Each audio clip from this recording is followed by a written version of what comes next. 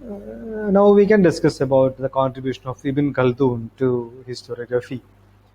Ibn Khaldun was basically a historian, but his writings also have been important as they were based on travel. His most important work is known as Muqaddimah, and he mentioned that the northern hemisphere is more densely populated than the southern in his work. And in this monumental work of Mukaddima, he made a description of the human society in six different parts. That is, the first one is civilization, geography, and anthropology. The second one is nomadic culture, comparison with the sedentary culture, sociology and historical causes, and consequences of the conflict between two cultures. And in his theory, that is this emergence, formation, and zenith period or peak period, and decay of the civilizations of the dynasties. How these dynasties originated and became then the zenith period, and began to decay. The cycling process there, and the dynasties, kingdom, etc. There is the cycling process.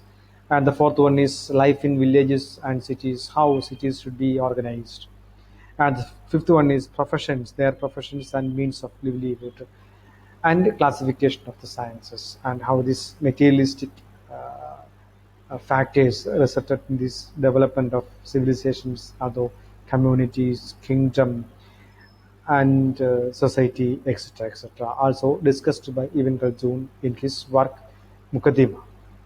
And his contributions, or Ibn Khaldun, was basically a historical historian, and his writings included with this geographical and sociological, etc., etc. And he stated that population along the equator is sparse, but there is increasing concentration away from it up to 60 degrees. Further away, there is little or no population in the southern hemisphere. He emphasized that the role of fertile land in the origin of settlement. See, we can see that each and every civilization, when we go through these civilizations like Egyptian, Mesopotamia, Indus Valley civilization, all these civilizations that happen in the river valleys.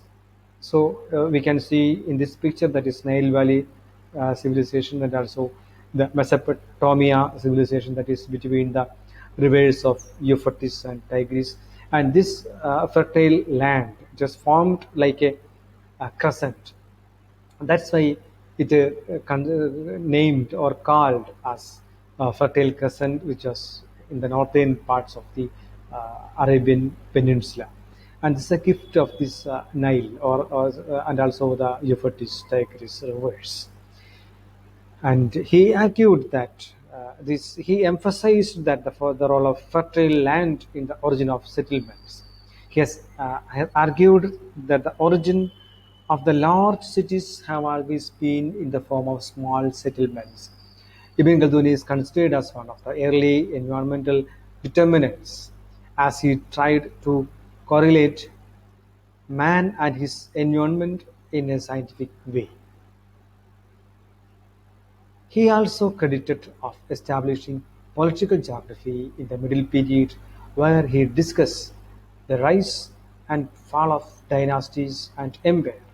He formulated the first concept of life cycle of the state.